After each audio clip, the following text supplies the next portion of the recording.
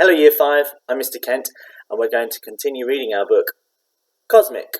It's One Giant Leap for All Boy Kind, by Frank Cottrell Boyce. This is Chapter 6, My Planet Panda Pop. The school assembly incident was bad. The Porsche showroom incident was like being killed and sent back to level 1 with no spare lives. All we wanted, said Mum, was for you to learn some social skills. Social skills? Said Dad. Well, let's see. He got a little girl to pose as his daughter, and he persuaded a salesman to lend him a Porsche. He's got social skills. He's got too many social skills. We asked him to learn some, and he learned too many. That's the problem. It turned out that Dad was right about visible friends being different from cyber friends. If someone doesn't turn up on Warcraft, you can always just recruit someone else. But when I walked through the new Strand shopping centre on Saturday mornings, even though there were thousands of people there, it was really noticeable that none of them was Florida. Mum got really stressed about the whole thing. Liam, she kept saying, what are we going to do with you? Dad looked on the internet for self-help groups for people with unusual problems. About an hour later he came back and said, what about this? Popular coastal resorts, Tunisia, £150 a head. Tunisia's a bit far, said Mum. I was hoping there'd be a group in the library. No, I'm talking about a holiday. That's what we need, isn't it? The three of us go somewhere no one knows and just unwind. I was completely excited about this. I'd never been abroad before. I spent the whole week reading holiday brochures and even went with Mum and Dad to the travel agents, which was a disaster because when I got completely excited, I talked too much. For instance, when Tunisia was mentioned, I said, yes, 4-star accommodation, all meals, and we could go and see the Sahara Desert. Mum said, the Sahara Desert? You aren't joking. The Sahara Desert is a desert. People get lost in the deserts. They starve to death and see mirages and get eaten alive by ants. Oh, no. We're not going to a desert. The travel agent woman said, if you did choose the optional desert excursion, Mrs. Digby, you would be accompanied by our trained local staff in a fully air-conditioned coach. It's a very well-organised trip. No one ever, said Mum, intends to get eaten alive by ants. But accidents happen, especially in the Sahara Desert. What else have you got? Tenerife is already quite warm. Although it is politically part of Spain, the island of Tenerife is off the coast of Africa and is therefore hot all the year round, especially in the south. It's more rainy in the north because of this big pointy mountain in the middle of the island. It's so tall that it has snow on top, even in the summer. It's called Teide. Mum looked interested when I told her all of this. I probably should have stopped just there and not gone on to mention that Teide isn't just an ordinary mountain. A volcano, said Mum. An extinct volcano, said the woman from the travel agent very quickly. Extinct or dormant, said Mum, surprising everyone with her unexpected geological knowledge. What's the difference, said Mum, between life and death? The travel agent woman held up a brochure for Florida. Very popular, she smiled, without going into detail. Mum looked at me. I said nothing. She looked at the travel agent, who just kept smiling. She looked at Dad. He tried to keep smiling too, but she raised an eyebrow and she just can't cope with that. In the end, he admitted, alligators. After that, there was Turkey, earthquakes, Cyprus, poisonous triggerfish, Italy, the mafia, and Greece, shipwrecks. Then we were standing outside the shop with Mum taking a deep breath and saying, well, I haven't even gone anywhere and I'm already glad to be home. They decided to forget about the holiday and redecorate the kitchen instead. Dad pointed out that a holiday only lasted a week or two, whereas a new kitchen would last forever. So instead of going on a well-organised, air-conditioned trip of the Sahara, we went to nothing but drainers and looked at granite work surfaces. This one's a bit pricey, said the man, But you get what you pay for, and this is real Italian granite. It was mostly blue. I remember looking at it thinking, that's igneous rock. That came from way underground in Italy. That drainer has had a more exciting life than I have. Dad said, what do you think, Liam? Good. You can't go wrong with igneous. It is igneous, isn't it? The man said. I don't think so. These are new in today from our supplier in Turin. I said, it's made of crystallized magma. No, son. This is real Italian granite. It's not made at all. It was made by magma, bubbling up from the Earth's mantle millions of years ago. The molten magma cooled in the crust and turned into crystals, then probably sat being squeezed into flat beds for about a billion years, until it was dug up by the Italians. All that trouble, and then it's chopped up and sent to nothing but drainers, where my mum will look at it for 5 minutes and say, I'm not sure about this colour. The man looked at Dad. Dad just shrugged. He's in gifted and talented at school. They do all about this kind of thing. Last month it was global warming. Mum said, he is right though. I'm not sure about this colour. Not only was I not allowed to go to Tunisia, I wasn't even allowed to walk home by myself anymore. Mum and Dad took to meeting me from school and escorting me home like a prisoner.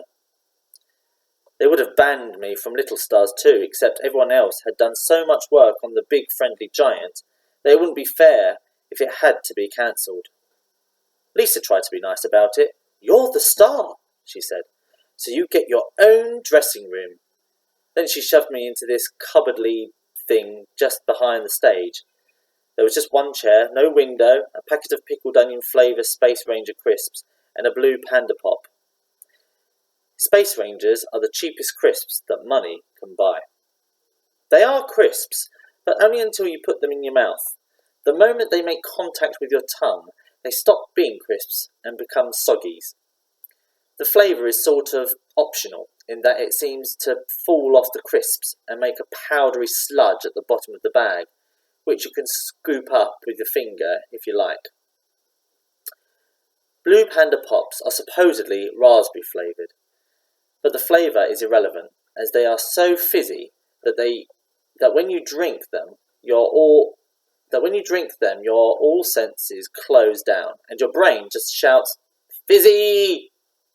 Later on you belch a lot, which is fine if you're playing the BFG, as he's quite a belchy character.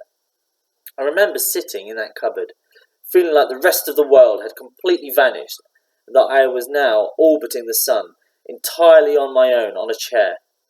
Planet Panda Pop, sitting in a tiny enclosed space, eating strange chemicals. It turns out that Little Stars was outstanding training for astronauts. During the interval, I just messed about on Draxworld.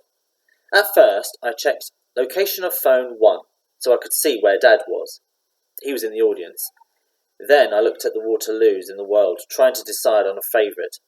I was just tossing up between Waterloo, Sierra Leone, and Waterloo, Trinidad and Tobago, when the phone rang. It was a woman with a friendly voice saying, Hi, I'm calling on behalf of Drax Communications. We've noticed you have a very interesting pattern of use, and we'd like to ask you a few questions if you have some minutes. I had about 2.5 minutes to the beginning of Act 2. Can I just ask you, have you actually been to any of the following places which appear in your recent searches? Waterloo, Sierra Leone? No. Waterloo, Siberia? No. Waterloo, Belgium? No. Do you have any plans to visit these places in the near future?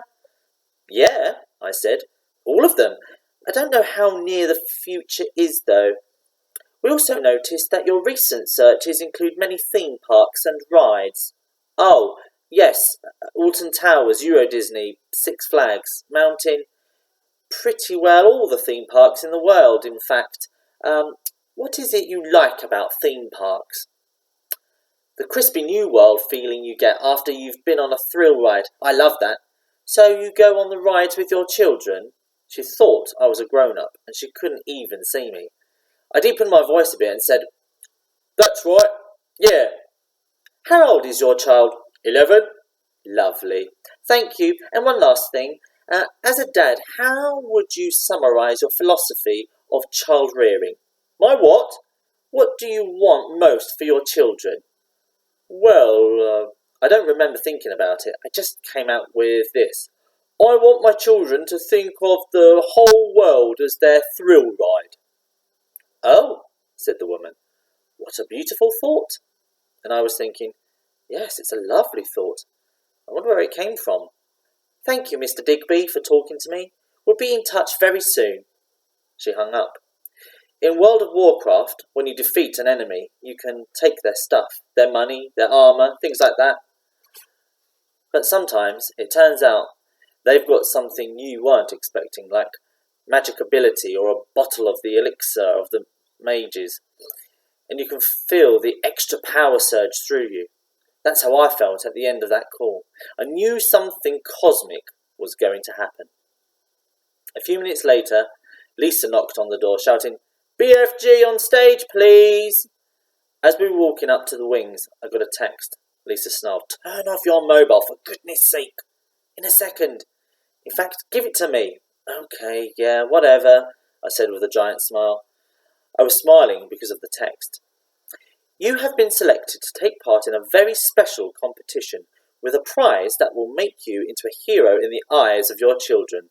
Infinity Park is a unique new theme park in China, packed with astonishing, innovative attractions, including the biggest thrill ride in the history of the world, the rocket. We are offering 4 fathers and their children the chance to travel to the park, experience the rides and visit local landmarks. Don't miss your chance to become the greatest dad ever. Call this secret number tomorrow before midday GMT to find out if you are one of the 4 lucky winners. Please do not disclose this number to anyone else. All you have to do is get put through. I was still smiling after the play was over and everyone had finished clapping. Lisa said I was the friendliest looking big friendly giant she'd ever seen. Mum said, I loved it. You look so happy up there. I waited till we were getting into the car and then I showed Dad the text. China? The biggest thrill ride in the history of the world? Your chance to become the greatest dad ever? I got that crispy new world feeling just reading it. I expected Dad to jump up and down with excitement and say, Get the sun cream, Liam. Inexplicably, he didn't. He shook his head and said, No one really wins these things. Well, someone must win them. Otherwise, they wouldn't be allowed to advertise them. Of course someone wins them. Come on, it's just a phone call.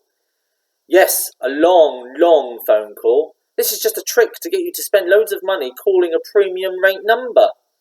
And when you do, there's nothing at the other end except a voice saying, Please hold, and playing some nice classical music, and they collect the money for the call. But you've been specially selected. Yeah, me and 10 million others. He deleted the message. We walked home past the shopping centre. I looked up, but you couldn't see any stars.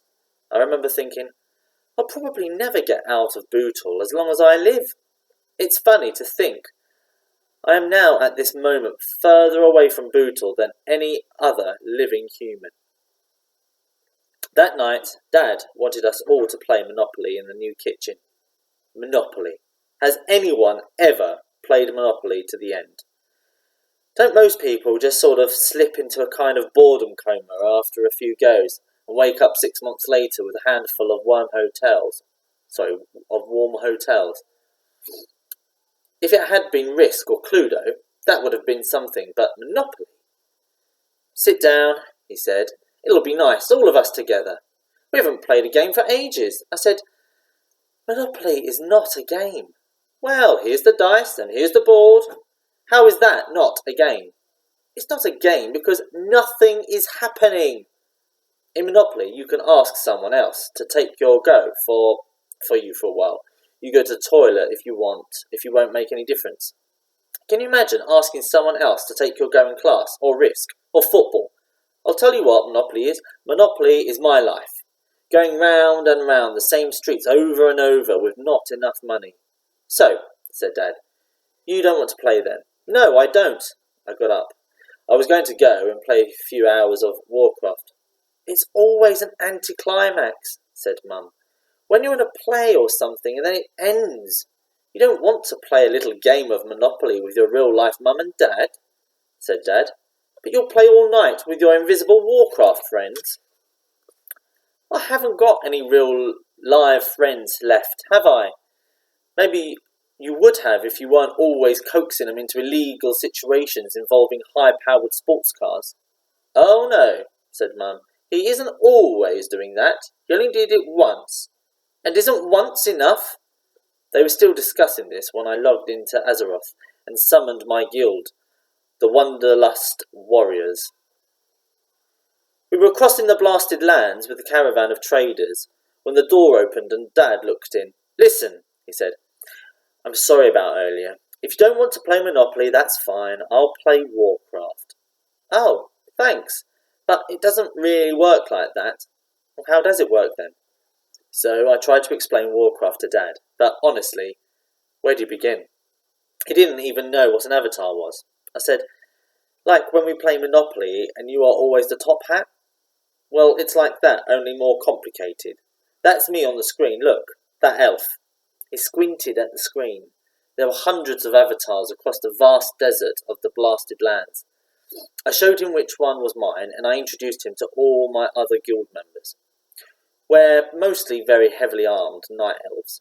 I think he was impressed. You see, I said, in Monopoly you get as much money as you can, right? And that's it.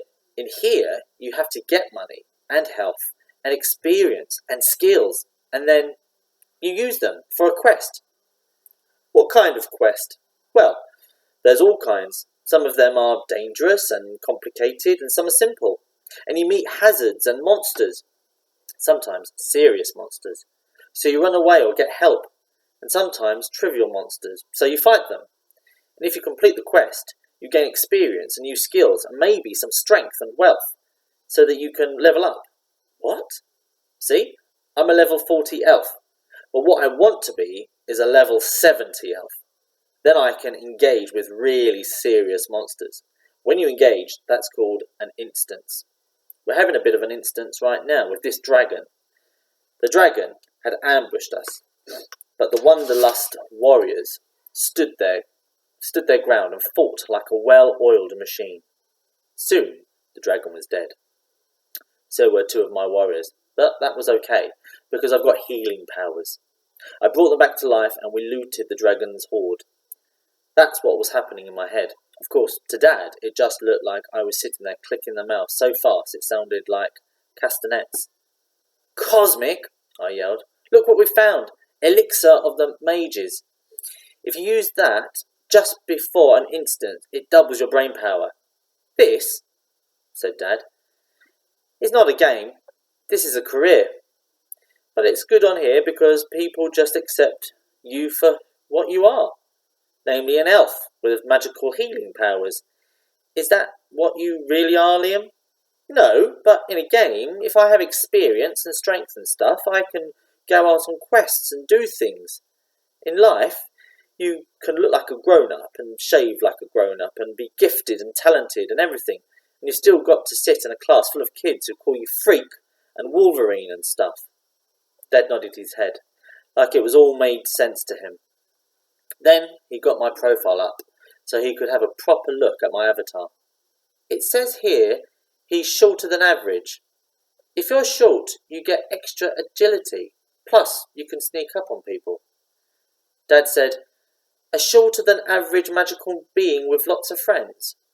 Well, that's a very nice avatar. Good night.